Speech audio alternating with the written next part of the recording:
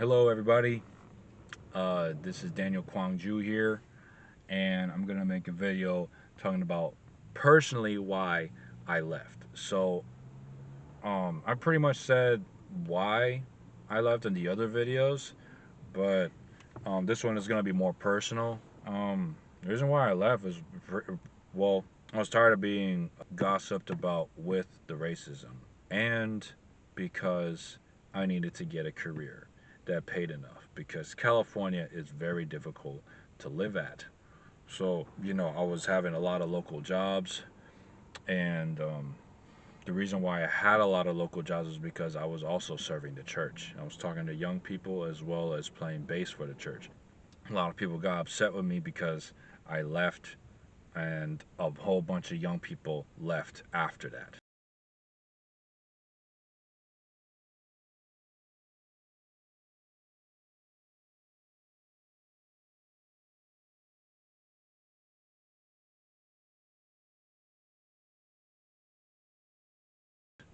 So they kind of were putting their anger towards me because I made I made the church crumble or whatever. First of all, you can't continuously put that crap on me. If you're not withholding members, if members keep on coming and then leaving, is because there's a bad support system. It's not because of the music. People will come if they feel support. They will continuously come. It's just they feel judged. They feel like people are judgmental. So I left because of that. The judgment, the gossip, and the judgment that comes after it. So I left the Unification Church, aka Family Federation, but I never left my faith. I still believe in Holy Mother Hun. I still believe in Mother Moon. I still believe in our teachings. It's just I really needed to build up my career. So I started, taking care of kids with autism. Then I did semi trucking. So I'm really happy of what I do now. That is finally the job that I can help support my family. I had to help myself. I can't give if I'm depleted. What I'm doing now, it makes more sense.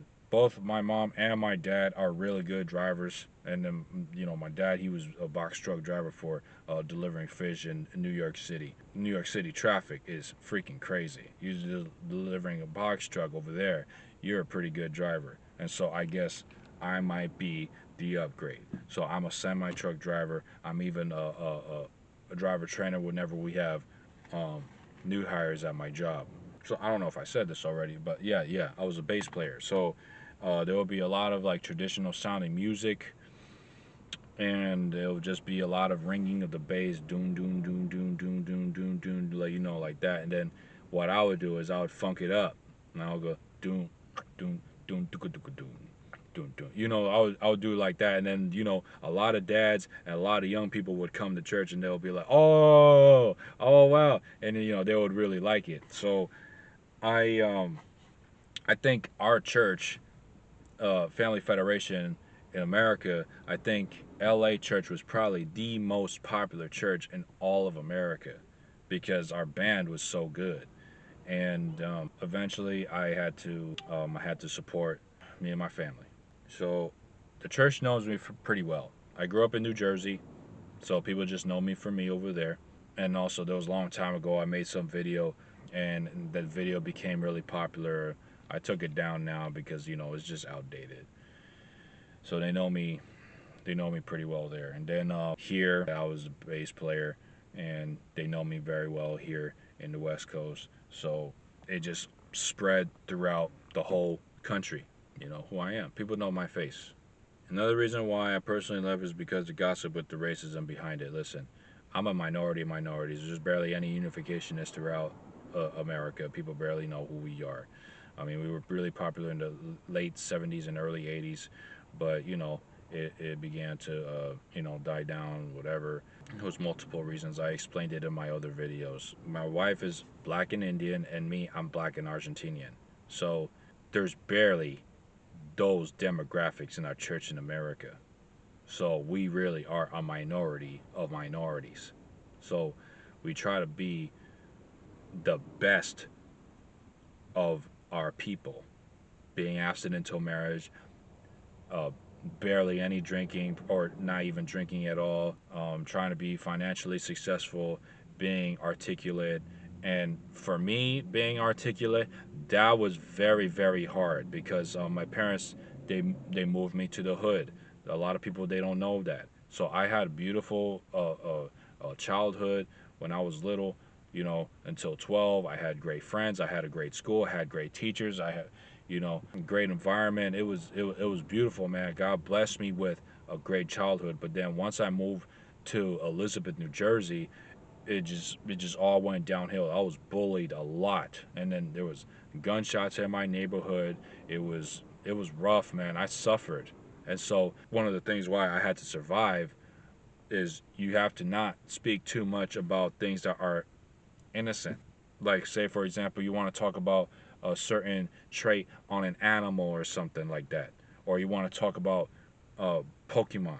I don't know, like something different than talking about beating somebody up or talking about drinks, alcohol, or talking about, different types of weed. Like, if you don't talk about these things, then you're marked as a target. Then all of a sudden, people think that they can bully you. So I was constantly surrounded by that 24/7. So I had to be careful of what I say. And so finally, years being in that type of environment, when I got out of there, I didn't really know how to have a conversation. I was afraid that I was going to hurt somebody's feelings if I try to make a joke and then the joke was talking about somebody bad. I didn't even know how to make a joke. So, that was really humbling for me to realize, like, oh, you know what? I'm not a funny person. Like, every now and then I thought I was, you know, kind of funny, but it always involved around making fun of somebody else. I'm not like that anymore. Unless you do something bad to somebody else, maybe, I don't know. So me and my wife, we did everything to be good citizens of the Unification Church Family Federation. We did everything. I now have a career I'm very proud of. My wife, she's an anesthesia technologist. She finally got her career. She works at the hospital. We now have a son. We got our own car. We got our own place. And it came with a lot of tribulation. Like, we didn't get this stuff because we just got it like that. We had a lot of opposition. But finally, because we put God first, that is how we got here. A lot of these people, I think the reason why they gossip, about us, they're looking for us to fall, is because a lot of their children are not doing the right thing. So we don't judge their children. We don't judge even the parents. It's just, if you're struggling, we just wish you the best. It's just, that was another reason why I personally left. Like, why go to church? I mean, eventually it got to the point where me and my wife, we were praying not to be persecuted. And I, like I said in my third video, on God was telling us that He needed us to stay a little longer. It's not the religion, it's the members. We know how to make that distinction. So finally, God told us, okay, you can go now.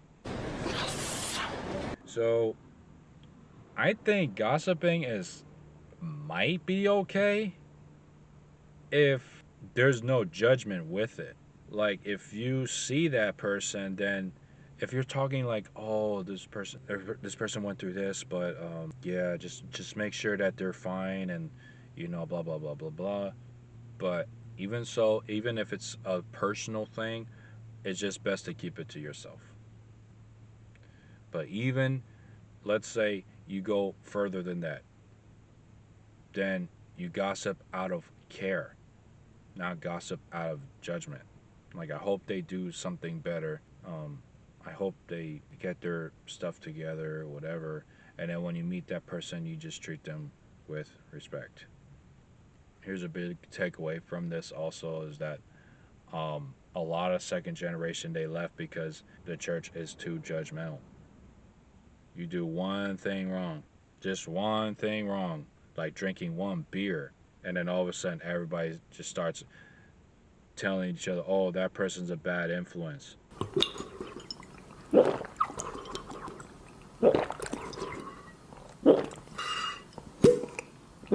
Or you shoot a video and it's just like just a little sexual, like you shake your butt and or something like that. Then all of a sudden, everybody's like, "Oh, this person's a bad influence." First of all, just live a little bit. Just live a little bit. Like, not everybody has to be so strict. You're not living. That's not living. Like, have your discipline. Know that you are God's child, that you live by structure, you have boundaries. At the end of the day, you have boundaries. So, there's also a perfectionist culture. As I think that's what it is. There's a perfectionist culture. And there's a guy I know by Tony Robbins, probably heard of him.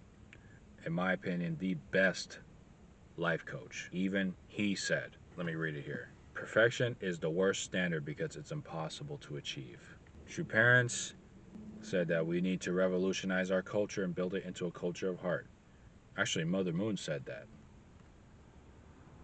We need to have a revolution of heart. So, what does that look like? Treat your members as brothers and sisters. But brothers and sisters, that's thrown around so much that we don't even know what that is anymore.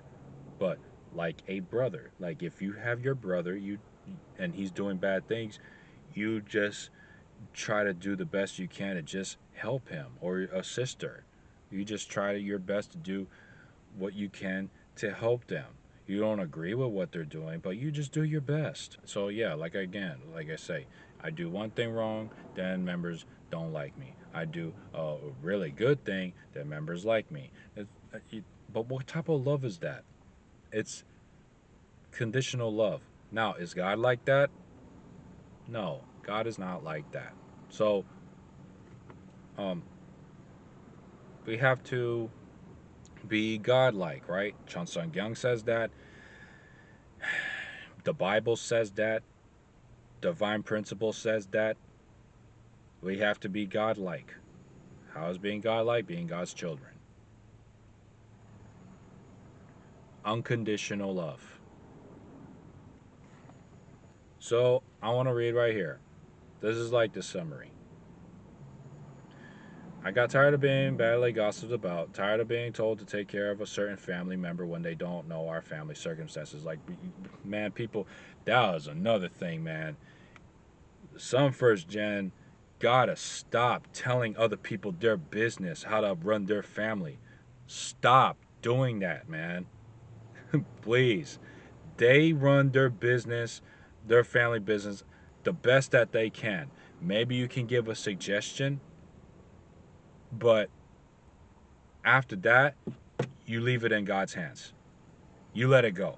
Don't keep trying to push a lot of us second gen to how we're supposed to be with our family member or whatever, or even another, if you're a first gen talking to another first gen, even just doing that, just stay out of people's business. I was also sick of seeing leaders avoid inside racism in our church. I personally got missionary credits stolen from a few times. There's a website I created.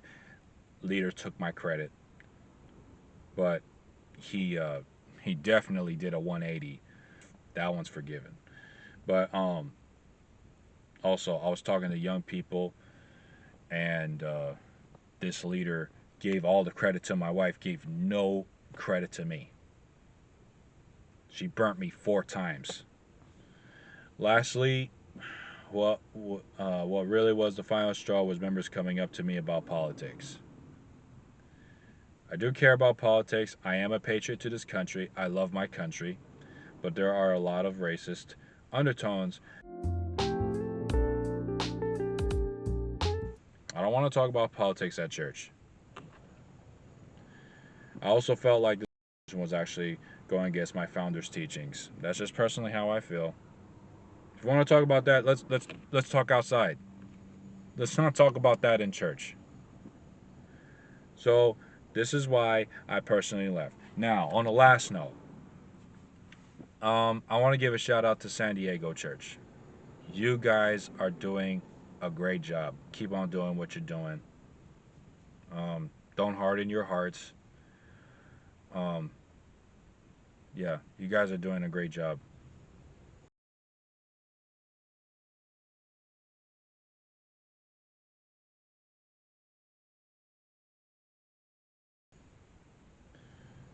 So that's it. This is personally why I left. Anyway, everybody take care. God bless.